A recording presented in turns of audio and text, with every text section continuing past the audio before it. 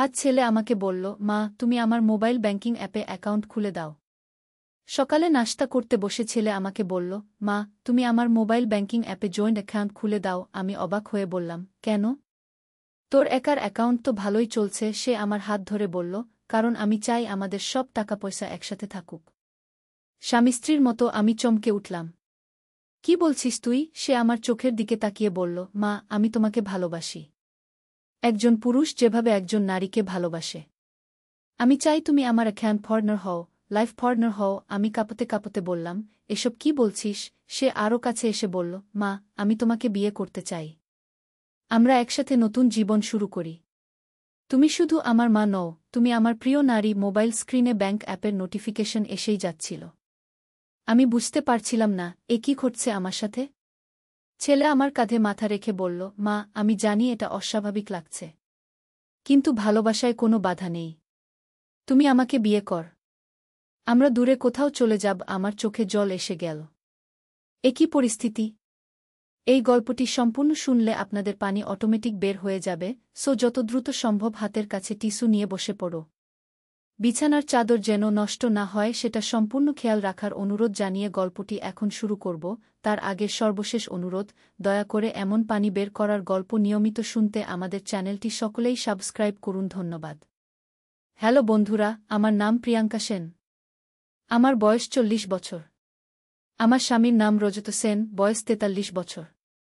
আমাদের 2 সন্তান, রায়হান আর সুমি। রায়হান 21 বছর বয়সী, ইউনিভার্সিটিতে পড়ে। সুমি 14 বছর বয়সী, হাই স্কুলে যায়।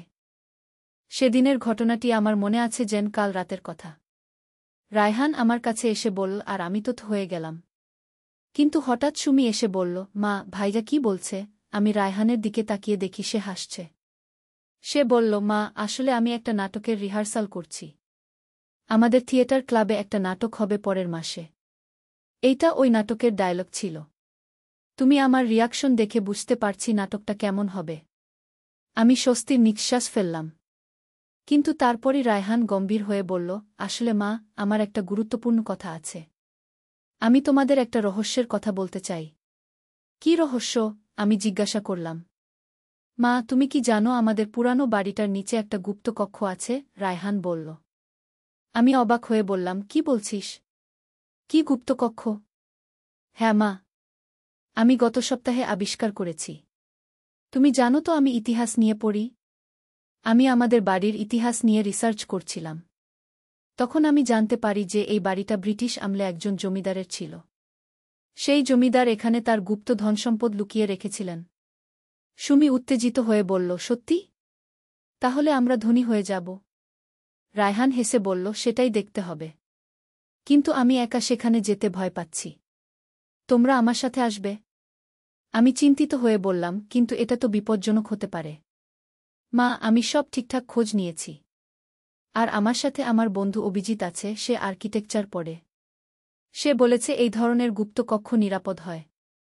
শুধু একটু সাবধান থাকতে হয়। তবু আমার মন মানছিল না। কিন্তু রায়হানের জেদের কাছে হার মানলাম। পরদিন সন্ধ্যায় আমরা সবাই মিলে বাড়ির পিছনের অংশে গেলাম। রায়হান একটা পুরানো ম্যাপ বের করে বলল, এই ম্যাপটা আমি লাইব্রেরি থেকে পেয়েছি। এর মতে গুপ্ত দরজাটা এই দেয়ালের পিছনে। আমরা দেয়ালটা পরীক্ষা করতে লাগলাম। হঠাৎ সুমি একটা ইট চেপে ধরতেই একটা অংশ সরে গেল। আমরা সবাই চমকে গেলাম। ওয়াও! এটা তো সিনেমার মতো! সুমি উল্লাসে চিৎকার করল। ভিতরে একটা সরু সিঁড়ি নিচের দিকে নেমে গেছে। রায়হান টর্চলাইট জ্বালিয়ে প্রথমে নামল। তারপর আমরা সবাই একে একে নামলাম। নিচে নেমে দেখি একটা ছোট কক্ষ। দেয়ালে অনেক পুরানো ছবি ঝুলানো। মেঝেতে একটা কাঠের বাক্স রাখা। এটাই নিশ্চয়ই ধনসম্পদের বাক্স, রায়হান উত্তেজিত হয়ে বলল। কিন্তু বাক্সটা খুলতেই আমরা হতবাক হয়ে গেলাম। সেখানে সোনাদানা নেই, আছে কিছু পুরানো চিঠি আর একটা ডায়েরি। আমি একটা চিঠি হাতে নিয়ে পড়তে লাগলাম। চিঠিটা ছিল ব্রিটিশ আমলের এক স্বাধীনতা সেনানীর। তিনি এই বাড়িতে লুকিয়ে থেকে ব্রিটিশদের বিরুদ্ধে কাজ করতেন। এই গুপ্ত কক্ষটি ছিল তার আস্তানা। ডায়েরিটা খুলে দেখি সেখানে লেখা আছে সেই সময়কার অনেক গুরুত্বপূর্ণ তথ্য। এমনকি কিছু নামও আছে যেগুলো ইতিহাসে খুঁজে পাওয়া যায় না।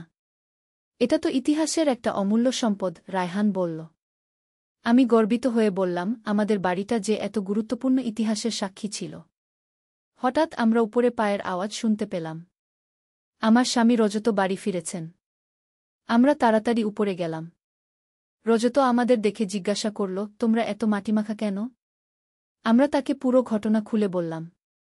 প্রথমে সে বিশ্বাস করল না, কিন্তু যখন আমরা তাকে গুপ্ত কক্ষটা দেখালাম তখন সে অবাক হয়ে গেল। এটা আমাদের জাদুঘরে দান করা উচিত, রজত বলল। আমরা সবাই একমত হলাম। পরের দিন আমরা স্থানীয় ইতিহাস জাদুঘরের কিউরেটরের সাথে যোগাযোগ করলাম। কিউরেটর এসে দেখে বললেন, এটা অসাধারণ। এই ডায়েরি আর চিঠিগুলো আমাদের স্বাধীনতা সংগ্রামের ইতিহাসে নতুন অধ্যায় যোগ করবে।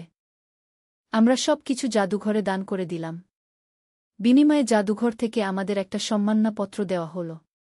এমনকি স্থানীয় পত্রিকায় আমাদের ছবি ছাপা হল। রায়হান এই আবিষ্কারের জন্য তার ইউনিভার্সিটিতে একটা বিশেষ পুরস্কার পেল। তার প্রফেসর বললেন, তুমি একজন সত্যিকারের ইতিহাসবিদ হবে। সুমি তার স্কুলে এই গল্প বলে সবার মধ্যে হিরো হয়ে গেল। তার বন্ধুরা আমাদের বাড়িতে এসে গুপ্ত কক্ষটা দেখে যেত। কিন্তু গল্প এখানেই শেষ নয়। কয়েক সপ্তাহ পরে জাদুঘরের কিউরেটর আমাদের ফোন করলেন। আপনারা যে ডায়েরিটা দিয়েছিলেন সেখানে একটা ধাঁধা আছে। যদি এই ধাঁধার সমাধান করা যায় তাহলে হয়তো আরও বড় কোনো রহস্যের সন্ধান পাওয়া যেতে পারে। আমরা আগ্রহী হয়ে জাদুঘরে গেলাম। কিউরেটর ডায়েরির একটা পাতা দেখালেন যেখানে একটা জটিল ধাঁধা লেখা আছে। ধাঁধাটা ছিল এরকম, যখন চাঁদ পূর্ণিমার রাতে আকাশে উঠবে তখন পূর্ব দিকের দেয়ালের ছায়া পড়বে পশ্চিমে।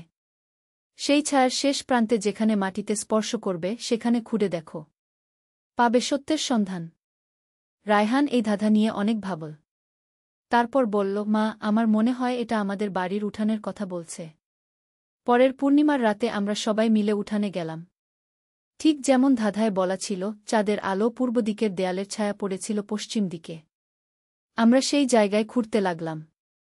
প্রায় 2 ফুট খোঁড়ার পর একটা মাটির হাঁড়ি পেলাম। হাঁড়িটা খুলে দেখি সেখানে কিছু পুরানো মুদ্রা আর একটা ছোট স্বর্ণের মূর্তি রয়েছে। এবার তো সত্যিই আমরা ধনী হয়ে গেলাম, সুমি খুশিতে লাফিয়ে উঠল। কিন্তু রায়হান বলল, না সুমি, এগুলোও আমরা জাদুঘরে দান করে দেব। এগুলো আমাদের দেশের ঐতিহ্য। আমাদের একার থাকা উচিত না। আমি রায়হানের এই মানসিকতায় গর্বিত হলাম। পরদিন আমরা আবার জাদুঘরে গেলাম। কিউরেটর এই নতুন আবিষ্কার দেখে অভিভূত হয়ে গেলেন। এই মুদ্রাগুলো মুঘল আমলের। আর এই স্বর্ণমূর্তিটি তো অমূল্য। এটা প্রায় 500 বছরের পুরানো। জাদুঘর কর্তৃপক্ষ আমাদের আরেকটা বিশেষ সম্মাননা দিল। এমনকি তারা আমাদের বাড়িটাকে ঐতিহাসিক স্থান হিসেবে ঘোষণা করার প্রস্তাব দিল। রজত বলল, এটা আমাদের পরিবারের জন্য অনেক সম্মানের ব্যাপার। কিন্তু এর পরেও আরও রহস্য বাকি ছিল। একদিন রায়হান আমাকে বলল, মা, আমি গুপ্তকক্ষে আরও ভালো করে খুঁজেছি। সেখানে দেয়ালে একটা অদ্ভুত চিহ্ন আছে। আমরা আবার গুপ্তকক্ষে গেলাম। রায়হান দেয়ালের একটা অংশে হাত রেখে বলল, এখানে দেখো, এই চিহ্নটা। চিহ্নটা দেখে মনে হচ্ছিল যেন একটা তালা। রায়হান চিহ্নটায় চাপ দিতেই একটা গোপন খিলান খুলে গেল। ভিতরে একটা লম্বা গলিপথ। আমরা সাহস করে ভিতরে ঢুকলাম। গলিপথটা অনেক দূর পর্যন্ত গেছে। প্রায় 10 মিনিট হাঁটার পর আমরা একটা বড়হোল ঘরে পৌঁছলাম। সেখানে অনেক পুরানো বই আর পাণ্ডুলিপি রাখা। এটা তো একটা গোপন লাইব্রেরি, রায়হান অবাক হয়ে বলল। আমি একটা বই হাতে নিয়ে দেখি সেটা হস্তলিখিত। খুবই দামি কাগজে লেখা। ভাষাটা পুরানো বাংলা। রায়হান বলল, মা, এগুলো নিশ্চয়ই সেই স্বাধীনতা সেনানীর সংগ্রহ। তিনি ইতিহাসের একজন পণ্ডিত মানুষও ছিলেন। আমরা সেখানে অনেক দুর্লভ বই পেলাম। এমনকি কিছু বিদেশি ভাষার বইও ছিল। এই আবিষ্কারের পর আমাদের বাড়িটা সত্যিই ঐতিহাসিক স্থান হিসেবে ঘোষিত হল। সরকার থেকে আমাদের বাড়িটার যত্ন নেওয়ার জন্য একজন কেয়ারটেকার নিযুক্ত করা হল। আমাদের বাড়িতে এখন প্রতিদিন ইতিহাসপ্রেমী মানুষেরা আসেন। স্কুল কলেজের ছাত্রছাত্রীরা এখানে এসে আমাদের দেশের ইতিহাস সম্পর্কে জানেন। রায়হান এখন ইতিহাস বিভাগে মাস্টার্স করছে। তার স্বপ্ন একজন বিখ্যাত ইতিহাসবিদ হওয়ার। সুমিও এই ঘটনার পর ইতিহাসে খুব আগ্রহী হয়ে উঠেছে। সে বলে, আমিও বড় হয়ে ভাইয়ার মতো ইতিহাস নিয়ে কাজ করব। আমার স্বামী রজত এখন আমাদের বাড়ির ইতিহাস নিয়ে একটা বই লিখছেন। তিনি বলেছেন, আমাদের এই আবিষ্কারের গল্প সবার জানা উচিত। আর আমি গর্বিত যে আমার পরিবার দেশের ইতিহাস সংরক্ষণে অবদান রাখতে পেরেছে। কিন্তু সবচেয়ে মজার ব্যাপার হল সেই যে শুরুতে রায়হান আমাকে জয়েন্ট অ্যাকাউন্ট খোলার কথা বলেছিল সেটা আসলে সত্যিই দরকার হয়েছিল। জাদুঘর থেকে আমাদের যে সম্মানী দিয়েছে সেটা একটা জয়েন্ট অ্যাকাউন্ট রাখতে হয়েছিল যাতে আমাদের পরিবারের সবাই সেই টাকা দিয়ে ইতিহাস গবেষণার কাজে ব্যয় করতে পারি। রায়হান হেসে বলল, দেখলে মা, আমার জয়েন্ট অ্যাকাউন্ট খোলার আইডিয়াটা শেষ পর্যন্ত কাজে লেগেছে। আজ যখন আমি এই পুরো ঘটনার কথা ভাবি তখন মনে হয় জীবনে কত অপ্রত্যাশিত সুন্দর জিনিস ঘটতে পারে। আমরা ভেবেছিলাম শুধু টাকার কথা, কিন্তু পেলাম দেশের ইতিহাসের অমূল্য নিদর্শন। আমাদের পরিবারটা এখন আগের চেয়ে অনেক বেশি একসাথে। আমরা সবাই মিলে ইতিহাস নিয়ে গবেষণা করি, নতুন নতুন জিনিস আবিষ্কার করার চেষ্টা করি। রায়হানের বন্ধু অভিজিৎ এখন আমাদের বাড়ির নিয়মিত অতিথি। সে আর্কিটেকচারের ছাত্র হিসেবে আমাদের বাড়ির গঠন নিয়ে গবেষণা করছে। সুমির স্কুলের বন্ধুরা এখন আমাদের বাড়িকে ট্রেজার হাউস বলে ডাকে। সুমি এই নামে খুশি। আর আমি আর রজত, আমরা বুঝতে পারছি যে আমাদের সন্তানেরা কত মেধাবী আর দেশপ্রেমিক। এই গল্পের মাধ্যমে আমি বুঝেছি যে পরিবারের সবাই যখন একসাথে কোনো ভালো কাজে অংশ নেয় তখন সেটা শুধু নিজেদের জন্যই ভালো না, সমাজের জন্যও ভালো। আজও যখন আমি আমাদের বাড়ির গুপ্ত কক্ষে যাই তখন মনে হয় যেন আমি অতীতের সাথে কথা বলছি, সেই স্বাধীনতা সেনানীর আত্মার সাথে। আমার বিশ্বাস তিনি আমাদের উপর খুশি আছেন যে আমরা তার রেখে যাওয়া ইতিহাসের যত্ন নিচ্ছি। এই ঘটনা আমাদের পরিবারে নতুন এক মাত্রা যোগ করেছে। আমরা এখন শুধু একটা পরিবার নই, আমরা একটা ঐতিহাসিক পরিবার। রায়হান এখন স্থানীয় ইতিহাস সোসাইটির সদস্য। সে নিয়মিত লেকচার দেয় কিভাবে ঘরে বসে ইতিহাসের গবেষণা করা যায়। সুমি তার স্কুলে একটা ইতিহাস ক্লাব চালু করেছে। তারা প্রতি সপ্তাহে আমাদের বাড়িতে এসে মিটিং করে। রজত তার বই লেখা শেষ করেছেন। বইটির নাম দিয়েছেন গুপ্ত কক্ষের রহস্য। প্রকাশক বলেছেন এই বই অনেক জনপ্রিয় হবে। আর আমি এখন স্থানীয় মহিলা সংস্থার সভাপতি। আমি অন্যান্য মহিলাদের উৎসাহিত করি যেন তারাও তাদের বাড়িঘরের ইতিহাস নিয়ে গবেষণা করেন। কয়েক মাস পর আমাদের বাড়িতে আরেকটি চমকপ্রদ ঘটনা ঘটল। একদিন সকালে আমি দেখি আমাদের বাগানে একটি পুরানো কুয়া আছে যেটা আমরা আগে খেয়াল করিনি। কুয়াটা লতাপাতায় ঢেকে ছিল। রায়হান বলল, মা, এই কুয়াটাও নিশ্চয়ই কোনো রহস্য লুকিয়ে আছে। আমরা কুয়াটা পরিষ্কার করতে লাগলাম। কুয়ার ভিতরে পানি ছিল না, বরং একটা সিঁড়ি নিচে নেমে গেছে। এটা তো আরেকটা গুপ্ত পথ, সুমি উত্তেজিত হয়ে বলল। আমরা সিঁড়ি দিয়ে নিচে নামলাম। সেখানে একটা বিশাল ভূগর্ভস্থ কক্ষ। দেয়াল জুড়ে অনেক চিত্রকর্ম আঁকা। রজত বলল, এইগুলো তো অসাধারণ চিত্রকর্ম। এগুলো নিশ্চয়ই সেই জমিদারের আমলের। চিত্রগুলোতে সেই সময়কার মানুষের জীবনযাত্রার ছবি আঁকা ছিল। কৃষক, তাঁতি, কামার, কুমার, সবার ছবি। আমি একটা চিত্র দেখে অবাক হয়ে গেলাম। সেখানে একজন মহিলাকে দেখানো হয়েছে যিনি মানুষদের চিকিৎসা করছেন। এই মহিলাটি নিশ্চয়ই একজন ডাক্তার ছিলেন, আমি বললাম। রায়হান ভালো করে দেখে বলল, হ্যাঁ মা। আর দেখো, এই চিত্রের নিচে কিছু লেখা আছে। আমরা পরে দেখলাম সেখানে লেখা, রানী কমলা দেবী, গ্রামের সেবিকা। মানে এই এলাকায় একজন মহিলা ডাক্তার ছিলেন যিনি গরিব মানুষদের সেবা করতেন, আমি গর্বের সাথে বললাম। সুমি বলল, তাহলে তো আমাদের এলাকার মহিলাদের একটা গৌরবময় ইতিহাস আছে। আমি সিদ্ধান্ত নিলাম এই তথ্যটা আমাদের মহিলা সংস্থায় শেয়ার করব। অন্য মহিলারাও জানুক যে আমাদের পূর্বপুরুষ মহিলারা কত উন্নত ছিলেন। পরের দিন আমি মহিলা সংস্থার মিটিংয়ে এই আবিষ্কারের কথা বললাম। সবাই অবাক হয়ে গেল। সংস্থার সদস্য রীতা বলল, প্রিয়াঙ্কা, এই তথ্য দিয়ে আমরা একটা প্রদর্শনী করতে পারি। আমরা সিদ্ধান্ত নিলাম একটা নারী ইতিহাস প্রদর্শনী করব। আমাদের বাড়িতেই এই প্রদর্শনী হবে। রায়হান আমাদের সাহায্য করল প্রদর্শনীর জন্য তথ্য সংগ্রহ করতে। সে জানতে পারল যে রানী কমলা দেবী শুধু ডাক্তারই ছিলেন না, তিনি একজন শিক্ষিকাও ছিলেন। প্রদর্শনীর দিন অনেক মানুষ এসেছিল। এমনকি পাশের জেলা থেকেও মানুষ এসেছিল। একজন বয়স্ক মহিলা এসে আমাকে বললেন, আমার দাদিমা আমাকে রানী কমলা দেবীর গল্প বলতেন। আমি ভাবতাম ওটা রূপকথার গল্প। এখন তো প্রমাণ পেয়ে গেলেন যে ওটা সত্যি ছিল, আমি বললাম। প্রদর্শনী এত সফল হল যে স্থানীয় টিভি চ্যানেল আমাদের ইন্টারভিউ নিল। আমাদের গল্প সারা দেশে পৌঁছে গেল। কয়েক সপ্তাহ পর ঢাকা থেকে একজন ইতিহাসবিদ আমাদের সাথে দেখা করতে এলেন। তিনি আমাদের আবিষ্কার নিয়ে একটা গবেষণাপত্র লিখবেন বলে জানালেন। রায়হান তার সাথে অনেক আলোচনা করল। ইতিহাসবিদ বললেন, তুমি খুব মেধাবী। তোমার ভবিষ্যৎ উজ্জ্বল। এদিকে সুমি তার স্কুলে ইয়ং হিস্টোরিয়ান পুরস্কার পেল। সে আমাদের পারিবারিক আবিষ্কারের উপর একটা প্রেজেন্টেশন দিয়েছিল। রজতের বই প্রকাশ হওয়ার পর অনেক পাঠক আমাদের বাড়িতে আসতে শুরু করল।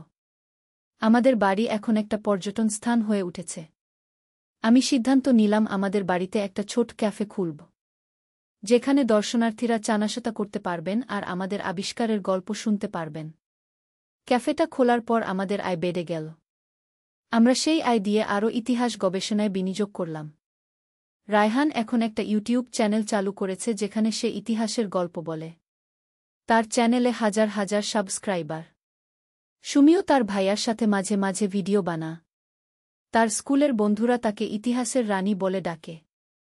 রজত তার দ্বিতীয় বই লিখছেন। এবারের বিষয় রানী কমলা দেবীর জীবনী। তিনি বিভিন্ন জায়গা থেকে তথ্য সংগ্রহ করছেন। আমি এখন স্থানীয় ইতিহাস কমিটির একজন সদস্য। আমাদের এলাকার অন্যান্য ঐতিহাসিক স্থান খুঁজে বের করা আমার কাজ। গত মাসে আমরা আরেকটি পুরানো বাড়িতে একটা গুপ্ত সুড়ঙ্গ পেয়েছি। সেটা নিয়েও গবেষণা চলছে। আমাদের পরিবারের এই সাফল্য দেখে এলাকার অন্যান্য পরিবারও তাদের বাড়িঘরের ইতিহাস নিয়ে আগ্রহী হয়ে উঠেছে। গত সপ্তাহে আমাদের পাশের বাড়ির রহিম চাচা একটা পুরানো তলোয়ার পেয়েছেন তার মাচার নিচে।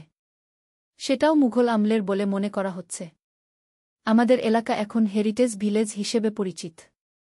সরকার এখানে একটা হেরিটেজ মিউজিয়াম বানানোর কথা ভাবছে। আমি যখন এই সব অগ্রগতির কথা ভাবি, তখন মনে পড়ে যায় সেই দিনের কথা যেদিন রায়হান আমাকে জয়েন্ট অ্যাকাউন্ট খোলার কথা বলেছিল। সেদিন আমি ভেবেছিলাম এটা একটা সাধারণ ব্যাংকিং বিষয়। কিন্তু আসলে সেটাই ছিল আমাদের এই অসাধারণ যাত্রার শুরু। আজ আমি বুঝতে পারি যে জীবনে কখন কী ঘটবে তা কেউ জানে না। একটা ছোট ঘটনা থেকে কত বড় পরিবর্তন আসতে পারে। আমাদের পরিবার এখন শুধু আমাদের নিজেদের জন্য নয়, সমাজের জন্য কাজ করছে। আমরা আমাদের ইতিহাস সংরক্ষণ করছি, নতুন প্রজন্মের কাছে পৌঁছে দিচ্ছি। রায়হান এখন বলে, মা, আমার সেই জয়েন্ট অ্যাকাউন্টের আইডিয়া কেমন ছিল? আমি হেসে বলি, খুবই ভালো ছিল। তবে যা পেয়েছি তা টাকার চেয়ে অনেক বেশি মূল্যবান। সত্যিই, আমরা টাকার পরিবর্তে পেয়েছি ইতিহাস, গর্ব, সম্মান আর একটা উদ্দেশ্যময় জীবন। আজ যখন আমি আমাদের বাড়ির গুপ্ত কক্ষে বসে এই গল্প লিখছি, তখন মনে হচ্ছে যেন আমি একটা স্বপ্নের মধ্যে আছি। কিন্তু এটা কোনো স্বপ্ন নয়, এটা আমাদের বাস্তব জীবন। একটা জীবন যা ইতিহাসের সাথে মিশে গেছে। আমাদের এই গল্প শুনে অনেকেই অনুপ্রাণিত হয়েছেন। তারাও তাদের নিজেদের ইতিহাস খুঁজে বের করার চেষ্টা করছেন। আমি বিশ্বাস করি প্রতিটা বাড়ির, প্রতিটা পরিবারের নিজস্ব একটা ইতিহাস আছে। শুধু সেটা খুঁজে বের করার অধৈর্য আর সাহস থাকতে হয়। আমাদের গল্পটা এখানেই শেষ। তবে আমাদের যাত্রা শেষ নয়। আমরা এখনও নতুন নতুন আবিষ্কারের অপেক্ষায় আছি। কে জানে আগামীকাল আবার কী রহস্য আমাদের জন্য অপেক্ষা করছে। আমরা প্রস্তুত সেই রহস্যের মুখোমুখি হতে। আর হ্যাঁ, রায়হানের সেই জয়েন্ট অ্যাকাউন্টটা এখনও আছে। সেখানে আমরা আমাদের সব আয় জমা রাখি আর ইতিহাস গবেষণায় খরচ করি। এভাবেই আমাদের পরিবারের একটি নতুন অধ্যায় শুরু হয়েছে, ইতিহাসের অভিভাবক হিসেবে। সত্যের আলো, একটি ইসলামিক গল্প। প্রথম অধ্যায়, অন্ধকারের যুগ। বহু বছর আগে, মধ্যযুগের এক সময়ে, আন্দালুসিয়ার কর্ডোভা শহরে বাস করতেন এক তরুণ আলেম নাম ইব্রাহিম ইবনে আহমদ। তিনি ছিলেন একজন জ্ঞানী ও ধর্মপরায়ণ ব্যক্তি, যিনি কুরআন ও হাদিসের গভীর অধ্যয়নে নিমগ্ন থাকতেন। তার পিতা আহমদ ইবনে ইউসুফ ছিলেন একজন বিখ্যাত বিচারক, আর মাতা ফাতিমা বিনতে সালেহা ছিলেন একজন পরহেজগার নারী। ইব্রাহিমের জীবনে এক বিশাল পরিবর্তন আসে যখন তার পিতা হঠাৎ করে মৃত্যুবরণ করেন। পিতার মৃত্যুর পর পরিবারে নেমে আসে দুর্দিন।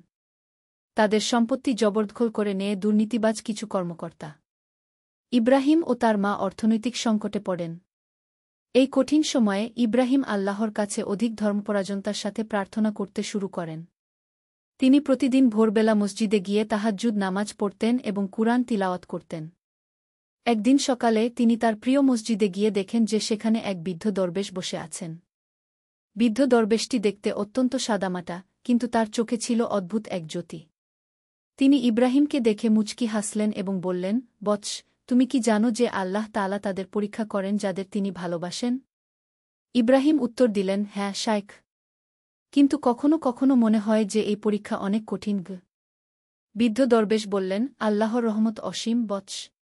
তুমি যদি ধৈর্য ধারণ করো এবং আল্লাহর উপর ভরসা রাখো, তাহলে দেখবে যে প্রতিটি কষ্টের পরেই রয়েছে স্বস্তি। এই কথোপকথনের পর দরবেশটি ইব্রাহিমকে একটি পুরানো কুরআনের কপি দিলেন। তিনি বললেন, এই কিতাবটি তোমার দাদার ছিল। তিনি আমার কাছে এটি রেখে গিয়েছিলেন তোমার জন্য। এর মধ্যে লুকানো আছে বিশেষ কিছু গান যা তোমার জীবনে পরিবর্তন আনবে। ইব্রাহিম কুরআনটি হাতে নিয়ে দেখলেন যে এটি অত্যন্ত পুরানো এবং এর পাতাগুলিতে বিভিন্ন টিকা লেখা রয়েছে। তিনি দরবেশটিকে ধন্যবাদ জানাতে চাইলেন, কিন্তু ফিরে তাকিয়ে দেখলেন যে দরবেশটি অদৃশ্য হয়ে গেছেন। দ্বিতীয় অধ্যায়, রহস্যময় কুরআন। বাড়ি ফিরে ইব্রাহিম মনোযোগ সহকারে কুরআনটি পড়তে শুরু করলেন। তিনি দেখলেন যে মার্জিনে লেখা টিকাগুলি আরবি, ফার্সি এবং অন্য কোনো ভাষায় লেখা। সেই রাতে তিনি স্বপ্নে দেখলেন যে তার দাদা তার কাছে এসেছেন। স্বপনে তার দাদা বললেন, প্রিয় নাতি, এই কুরআনটি শুধু একটি সাধারণ কিতাব নয়। এর মধ্যে রয়েছে আমাদের পরিবারের গোপন ইতিহাস এবং এমন কিছু গান যা তোমাকে সত্যিকারের সম্পদের দিকে নিয়ে যাবে। কিন্তু দাদাজান, আমি তো এই টিকাগুলি পড়তে পারছি না। ইব্রাহিম বললেন, ধৈর্য রাখো বৎস। আল্লাহ যখন চাইবেন তখন তোমার কাছে সবকিছু স্পষ্ট হয়ে যাবে। তবে মনে রেখো, প্রকৃত সম্পদ হল গান এবং আল্লাহর সন্তুষ্টি। পরদিন সকালে ঘুম থেকে উঠে ইব্রাহিম আবার কুরআনটি নিয়ে বসলেন। হঠাৎ করে তিনি লক্ষ্য করলেন যে সূরা আল বাকারার একটি আয়াতের পাশে একটি ছোট্ট ম্যাপ আঁকা রয়েছে। ম্যাপটি দেখে তার মনে হল এটি কর্ডোভা শহরের কোনো অংশের নকশা।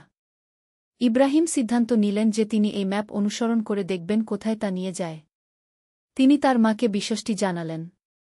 তার মা ফাতিমা প্রথমে চিন্তিত হলেন, কিন্তু পরে বললেন, বৎস, তোমার দাদা সত্যিই একজন বিশেষ মানুষ ছিলেন। তিনি যদি কিছু রেখে গিয়ে থাকেন তাহলে তা অবশ্যই কোনো ভালো উদ্দেশ্যে তৃতীয় অধ্যায়, রহস্যময় যাত্রা। পরদিন জুমার নামাজের পর ইব্রাহিম ম্যাপ অনুসরণ করে বের হলেন। ম্যাপটি তাকে শহরের পুরানো অংশে নিয়ে গেল, যেখানে ছিল প্রাচীন একটি লাইব্রেরি। এই লাইব্রেরিটি দার আল হিকমাহ গানের ঘর নামে পরিচিত ছিল। লাইব্রেরিতে প্রবেশ করে ইব্রাহিম দেখলেন যে সেখানে হাজার হাজার পুরানো পুস্তক রয়েছে। লাইব্রেরির রক্ষক ছিলেন এক বৃদ্ধ আলেম নামে আবু ইউসুফ। তিনি ইব্রাহিমকে দেখে বললেন, তুমি নিশ্চয়ই আহমদ ইবনে ইউসুফের পুত্র? জি হ্যাঁ, আমি ইব্রাহিম। তিনি উত্তর দিলেন, তোমার দাদা আবদুল্লাহ ইবনে ইব্রাহিম আমার খুব প্রিয় বন্ধু ছিলেন। তিনি বলেছিলেন যে একদিন তার নাতি এখানে আসবে এবং তার রেখে যাওয়া গানভাণ্ডার খোঁজ করবে। আবু ইউসুফ ইব্রাহিমকে লাইব্রেরির গোপন কক্ষে নিয়ে গেলেন। সেখানে ছিল বিরল পুস্তকের সংগ্রহ। তিনি একটি বিশেষ তাক থেকে একটি পুস্তক বের করে বললেন, এটি তোমার দাদার লেখা। এর নাম মিসবাহুল হিদায়াহ, হেদায়েতের প্রদীপ। ইব্রাহিম পুস্তকটি খুলে দেখলেন যে এর মধ্যে রয়েছে গভীর ইসলামী গান, দর্শন এবং জীবনের নির্দেশনা।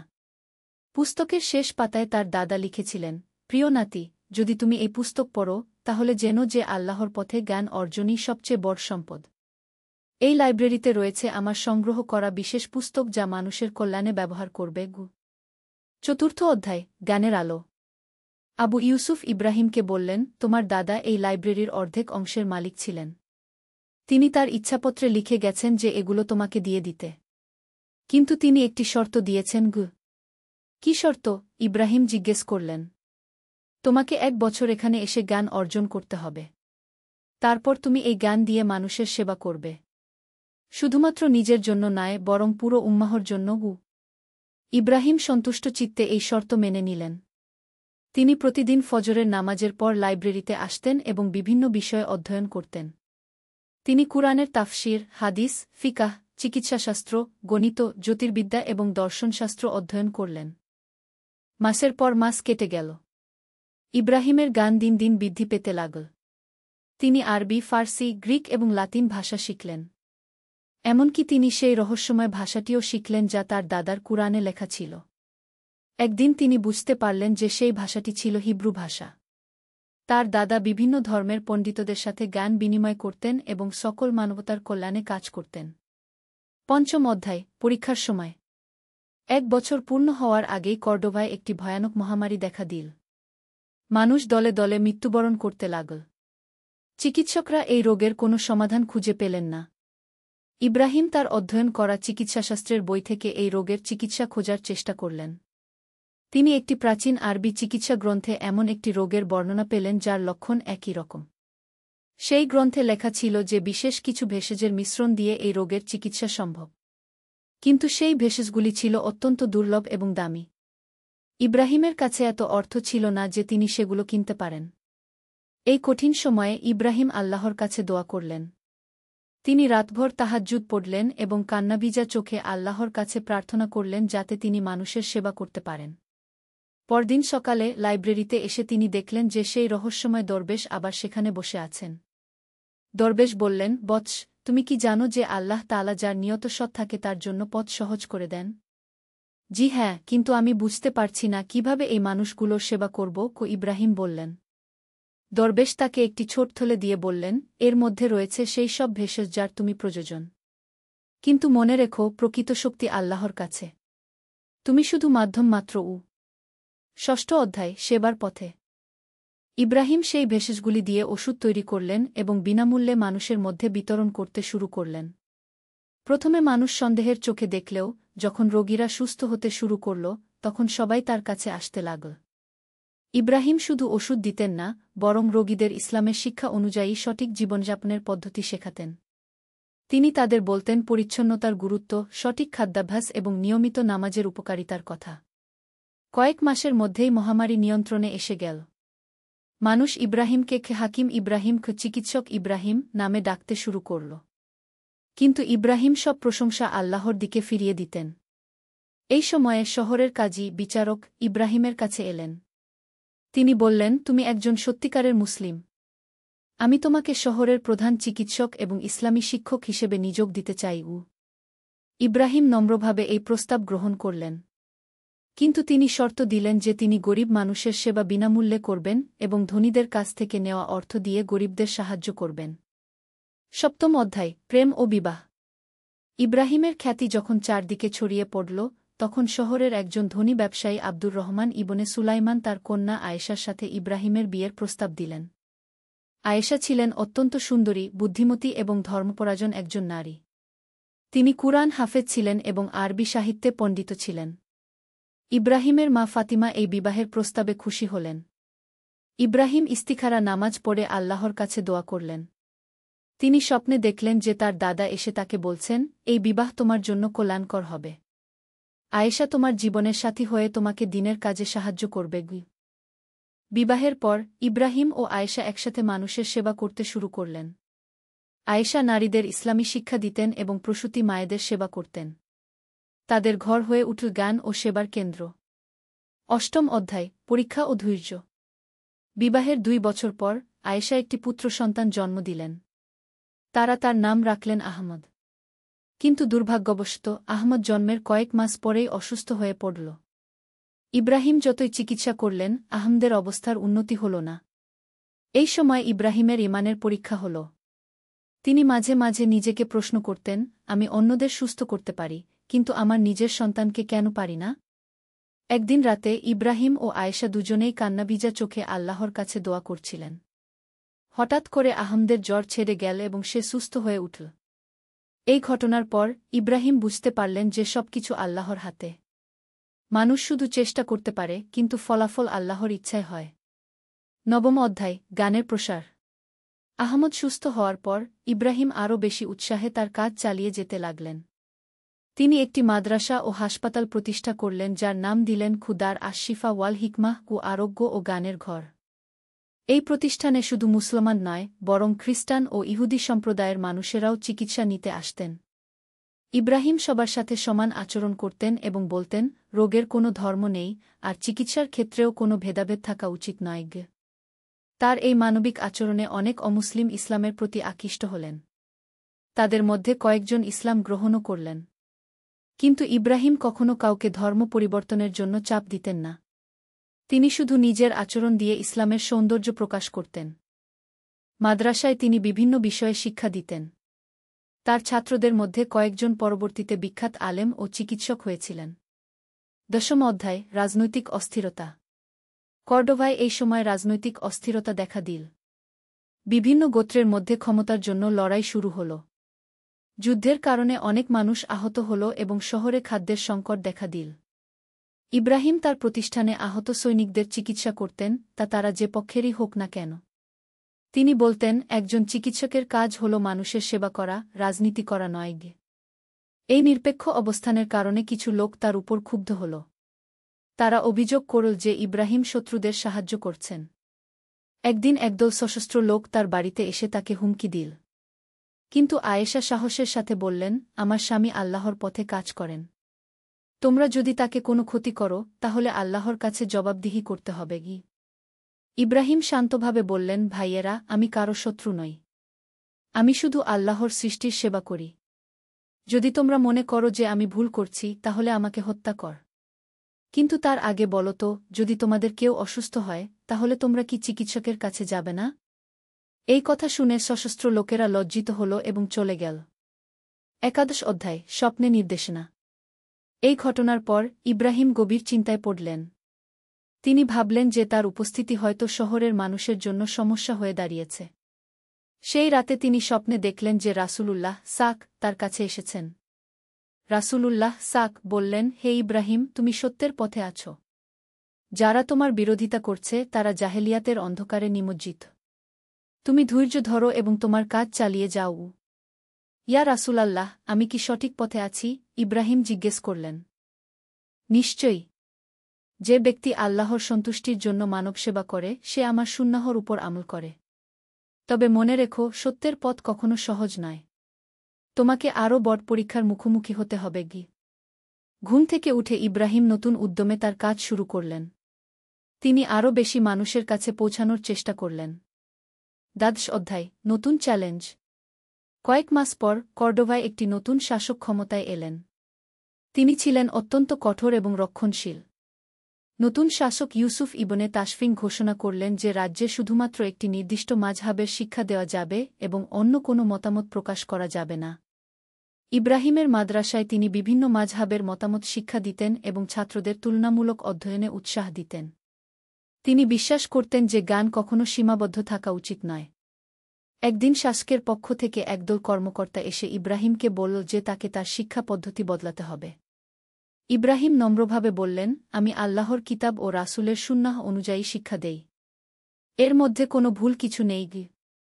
কিন্তু তুমি বিভিন্ন মাযহাবের কথা বলো, এটা মানুষের মধ্যে বিভ্রান্তি সৃষ্টি করে, কি একজন কর্মকর্তা বলল। ইব্রাহিম উত্তর দিলেন, জ্ঞান হল আলোর মতো। আলো যেমন অন্ধকারকে দূর করে, জ্ঞানও তেমনি অজ্ঞানতা দূর করে। বিভিন্ন মতামত জানা মানে বিভ্রান্ত হওয়া নয়, বরং সত্যকে আরও ভালোভাবে বোঝা। কর্মকর্তারা ইব্রাহিমকে সতর্ক করে চলে গেল যে যদি তিনি তার পদ্ধতি না বদলান তাহলে তার প্রতিষ্ঠান বন্ধ করে দেওয়া হবে। ত্রয়োদশ অধ্যায়, কঠিন সিদ্ধান্ত। ইব্রাহিম গভীর চিন্তায় পড়লেন। একদিকে তার প্রতিষ্ঠান বন্ধ হওয়ার হুমকি, অন্যদিকে তার বিবেকের কাছে জবাবদিহিতা। তিনি আয়েশার সাথে এই বিষয়ে আলোচনা করলেন। আয়েশা বললেন, স্বামী, আল্লাহ আমাদের জ্ঞান দিয়েছেন মানুষের কল্যাণের জন্য। যদি আমরা সেই জ্ঞানকে সীমিত করে ফেলি তাহলে আমরা আল্লাহর আমানতের খেয়ানত করব। ইব্রাহিম বললেন, কিন্তু যদি প্রতিষ্ঠান বন্ধ হয়ে যায় তাহলে তো কোনো মানুষের সেবাই করতে পারব না। তাহলে আমরা অন্য কোনো উপায় খুঁজে নেব। কিন্তু সত্যকে বিসর্জন দিতে পারি না। আয়েশা দৃঢ়ভাবে বললেন। সেই রাতে ইব্রাহিম তাহাজ্জুদ নামাজে দীর্ঘ দোয়া করলেন। তিনি আল্লাহর কাছে হেদায়েত চাইলেন। পরদিন সকালে তিনি সিদ্ধান্ত নিলেন যে তিনি তার নীতি থেকে সরে আসবেন না। তিনি শাসকের কাছে একটি চিঠি লিখলেন। মহামান্য শাসক, আমি আপনার প্রতি সম্মান রেখেই বলছি যে জ্ঞান আল্লাহর দান। এটি কোনো ব্যক্তি বা গোষ্ঠীর একচেটিয়া সম্পত্তি নয়। আমি কুরআন ও সুন্নাহর আলোকে শিক্ষা দিই। যদি আপনি মনে করেন যে এটি ভুল, তাহলে আমাকে কুরআন ও হাদিস থেকে প্রমাণ দিয়ে ভুল প্রমাণ করুন। আমি সানন্দে সংশোধিত হব। চতুর্দশ অধ্যায়, নির্বাসন।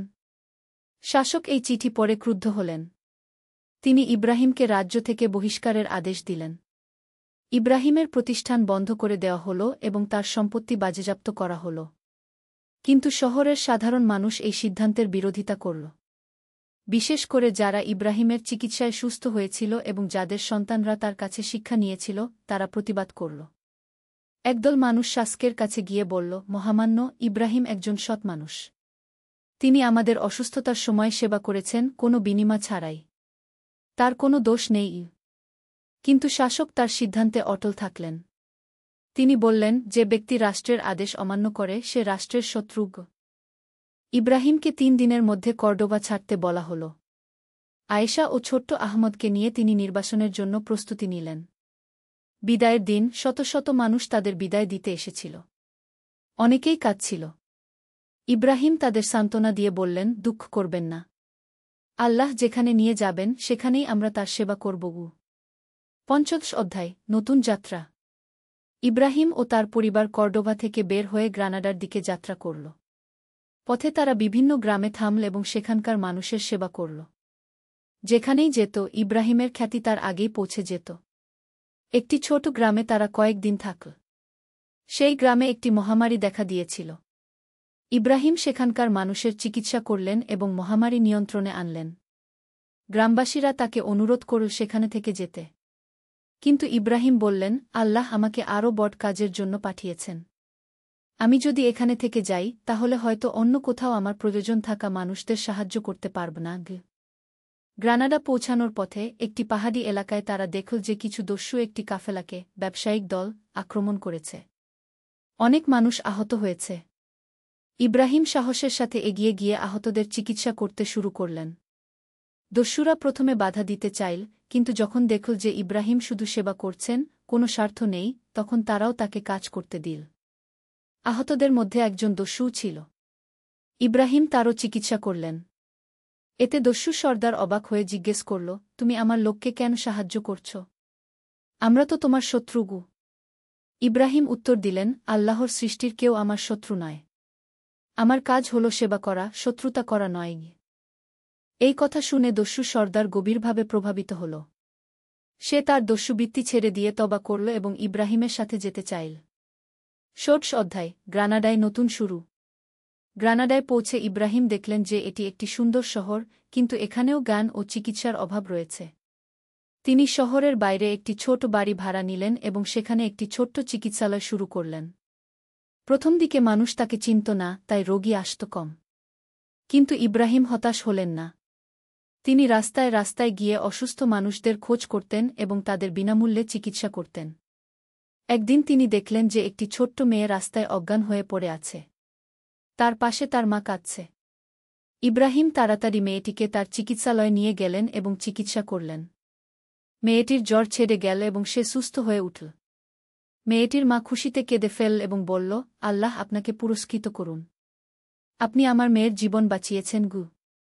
এই ঘটনার পর ইব্রাহিমের খ্যাতি গ্রানাডায় ছড়িয়ে পড়ল। মানুষ তাকে হাকিম আল-রহমান ও দয়ালু চিকিৎসক বলে ডাকতে শুরু করল। গ্রানাডার শাসক মুহাম্মদ ইবনে ইউসুফ ছিলেন একজন ন্যায়পরায়ণ ও জ্ঞানী ব্যক্তি। তিনি ইব্রাহিমের কথা শুনে তাকে দরবারে ডেকে পাঠালেন। আমি শুনেছি যে তুমি একজন দক্ষ চিকিৎসক ও আলেম। আমি তোমাকে রাজ চিকিৎসক হিসেবে নিযোগ দিতে চাই, শাসক বললেন। ইব্রাহিম নম্রভাবে বললেন, মহামান্য, আমি আপনার প্রস্তাব গ্রহণ করতে সম্মানিত বোধ করছি। কিন্তু আমার একটি শর্ত আছে। আমি গরিব মানুষের সেবা বিনামূল্যে করব এবং একটি মাদ্রাসা ও হাসপাতাল প্রতিষ্ঠার অনুমতি চাই। শাসক সানন্দে এই শর্ত মেনে নিলেন। তিনি বললেন, জ্ঞানী ও দয়ালু মানুষেরাই রাষ্ট্রের প্রকৃত সম্পদ। তুমি যা চাও তা পাবে গু। ৭০ অধ্যায়, নতুন প্রতিষ্ঠান। গ্রানাডায় ইব্রাহিমের নতুন প্রতিষ্ঠান খুবায়েত আল হিকমাহ ওয়াশ শিফা জ্ঞান ও আরোগ্যের ঘর অত্যন্ত জনপ্রিয় হয়ে উঠল। এখানে শুধু স্থানীয় নয়, বরং দূরদূরান্ত থেকে রোগী এবং জ্ঞান অন্বেষীরা আসত। ইব্রাহিম এখানে একটি নতুন পদ্ধতি চালু করলেন। তিনি চিকিৎসার সাথে সাথে রোগীদের মানসিক ও আধ্যাত্মিক চিকিৎসাও করতেন। তিনি বিশ্বাস করতেন যে শারীরিক অসুস্থতার সাথে মন ও আত্মার সুস্থতা জড়িত। একদিন একজন ধনী ব্যবসায়ী এলেন যিনি গুরুতর অসুস্থ ছিলেন। অন্য চিকিৎসকরা তাকে সুস্থ করতে পারেননি। ইব্রাহিম তার চিকিৎসা শুরু করার আগে তার সাথে কথা বললেন। আপনি কি আপনার জীবনে সন্তুষ্ট? ইব্রাহিম জিজ্ঞেস করলেন। ব্যবসায় অবাক হয়ে বললেন, এটা কেমন প্রশ্ন? আমি তো অসুস্থতার চিকিৎসার জন্য এসেছি। শরীর ও মনের মধ্যে গভীর সম্পর্ক রয়েছে। যদি মন অশান্ত থাকে তাহলে শরীরও অসুস্থ হয়ে পড়ে। ইব্রাহিম ব্যাখ্যা করলেন।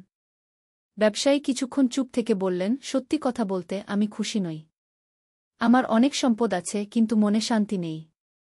আমি সর্বদা আরও বেশি অর্থের পিছনে ছুটে বেড়াই। ইব্রাহিম বললেন, এইখানেই সমস্যা। আল্লাহ আমাদের দুনিয়ার জন্য সৃষ্টি করেননি, বরং তার ইবাদতের জন্য। যখন আমরা সেই মূল উদ্দেশ্য ভুলে যাই তখন অশান্তি আসে। এই কথোপকথনের পর ইব্রাহিম ব্যবসায়ীর শারীরিক চিকিৎসার সাথে সাথে তাকে ইসলামের প্রকৃত শিক্ষা দিলেন। তিনি তাকে বোঝালেন কিভাবে সম্পদকে আল্লাহর পথে ব্যবহার করা যায় এবং কিভাবে মানসিক শান্তি পাওয়া যায়। কয়েক সপ্তাহের মধ্যেই ব্যবসায়ী সুস্থ হয়ে উঠলেন। তিনি ইব্রাহিমকে ধন্যবাদ দিয়ে বললেন, ডাক্তার, আপনি শুধু আমার শরীর নয়, আমার আত্মাকেও সুস্থ করেছেন। 18 অধ্যায় পরিবারের বৃদ্ধি। গ্রানাডায় স্থিতিশীল জীবনযাপনের কয়েক বছর পর আয়েশা আরেকটি সন্তানের জন্ম দিলেন। এবার একটি কন্যা, যার নাম রাখা হল খাদিজা। আহমদ তখন 6 বছরের একটি বুদ্ধিমান ছেলে হয়ে উঠেছে। ইব্রাহিম তার সন্তানদের শিক্ষার প্রতি বিশেষ গুরুত্ব দিতেন। তিনি আহমদকে শুধু কুরআন হাদিস নয়, বরং গণিত, জ্যোতির্বিজ্ঞান, চিকিৎসাশাস্ত্র এবং বিভিন্ন ভাষাও শেখাতেন। একদিন আহমদ তার বাবাকে জিজ্ঞেস করল, আব্বু, আমরা কেন এত কিছু শিখি? অন্য বাচ্চারা তো শুধু খেলাধুলা করে। কি?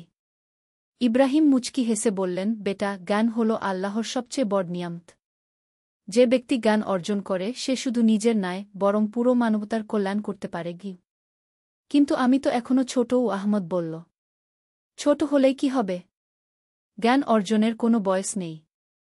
আর তুমি যত ছোট বয়সে শিখবে, ততই তোমার মস্তিষ্ক সেই জ্ঞান ভালোভাবে গ্রহণ করবে।